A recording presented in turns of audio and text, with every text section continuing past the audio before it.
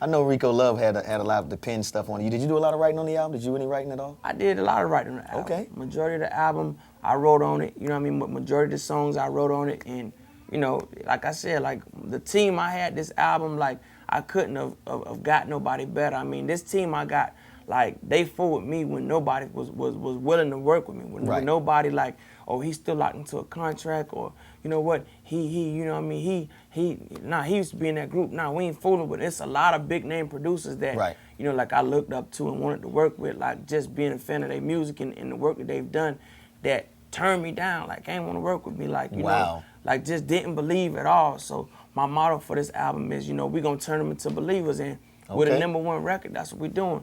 Rico, Static Major, Tank, The Movement, you know, just everybody, Rudy, Lonnie Burrell, just everybody that worked with me, man. I appreciate y'all, you know what I mean? I appreciate y'all to the fullest, man. If it wasn't for y'all, I wouldn't be where I'm at. We all did it together, you know what I mean? Rex Zamora, shout out to him too, you know what I mean? And just my whole team, Atlantic Records, Czar Entertainment, everybody, like we stuck together and we knew what we was doing, you know what I mean? And it's working for me, so I can't do nothing but thank them. Every day I thank them and I thank God. Okay, what's your favorite joint on the record? On the album, I should say. Honestly, man, if I played the whole album for you right now, like every song got a special place to you? A sentimental, you know, like meaning to it. It hold a special place in my heart. And every song is right. Like you from the time my record start to the end, you gonna like it. I promise. I put it on. I bet the house on it. You know what I'm saying? I bet my career on it. So if you don't like my album, I might as well just jump out again. I'm the future R&B. I am R&B.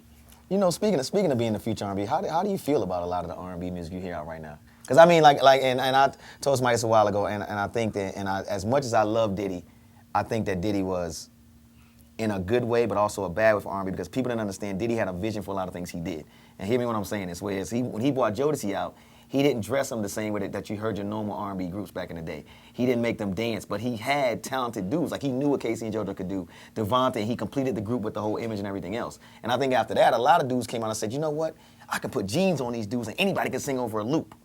And that's kind of why we got, to me, the flood that we got right now. So where does Pleasure P, how does Pleasure P differentiate himself when he sends a record out? It's like, this is the future R&B. I got my own sound. And the sound that I'm bringing with this album is, you know, I'm going to really say like it's R&B, like straight up. Like a lot of songs you hear nowadays, it sound like they call it R&B, but it's not really R&B. Like, you know what I mean? Like, I don't want to say no names because a lot of those guys that's doing this are my friends, but you know, a lot of songs is just not real R&B. You know what I mean? But this album, you just gotta, I'm not big on talking about it, you know what I'm saying?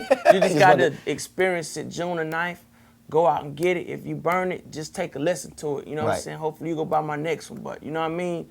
Just June the 9th, the introduction of Marcus Cooper gonna be in stores, and y'all will see exactly what I'm talking about. And I heard you on the road a lot, man. You got any like big tours that you talking about getting on, or anybody talking about going on the road with Pleasure P? And after you know, my promotional tour, we promote the album for 6 weeks. So I'm on the road. You're doing my campaign for 6 weeks.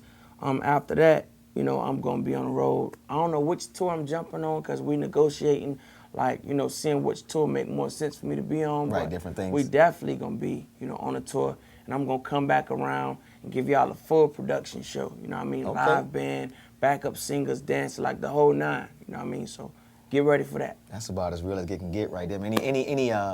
Any departing, or should I say parting words of advice? Because I know you're gonna be around for a long time, man. For these aspiring artists out there that say, "It's Pleasure P did it. How did he do it?" To anybody that's trying to do this, well, for one, try to create a situation for yourself. Don't sit back and say you're gonna do something and don't doing it. Like, the first part of doing something is doing it and not just talking about it. A lot of people say they're gonna do a lot of things and they never do it. They just still sit at home talking about it. So if you're gonna do it, just do it. And don't let nobody tell you that you can't do it, or don't let nobody tell you, you know what I mean? It's good to take people's opinion. You know what I mean? If you're gonna take somebody's opinion, you know what? I keep that in mind if somebody trying to give you advice. But you ain't always gotta accept nobody's opinion, because you are you, and that's what makes you a genius. You gotta, you know, think out of the box. You know what I mean? A lot of people might try to tell you, man, your music not supposed to sound like this, or, you know, it ain't supposed to. Nah, you know what? This me right here. And, you know, that's the mentality that you gotta have when you out here doing, you know, the music or whatever. So just gonna say that, man. And the day that you gave up could have been a day that you made it. So, you know, I just said 3 powerful things to y'all. Hopefully it touched somebody in some way. Wow. And if it didn't, hey, find another guy to get inspiration for. I guess I wasn't the one, you know what I mean? Give me the album one more time, man, because they got to know about that. June the 9th, the introduction to Marcus Cooper. We'll be in stars. Get ready for it. It's the dude, Pleasure P, man. Your man DJ Ekin, Tampa's most connected DJ. I'm officially in there now, dude.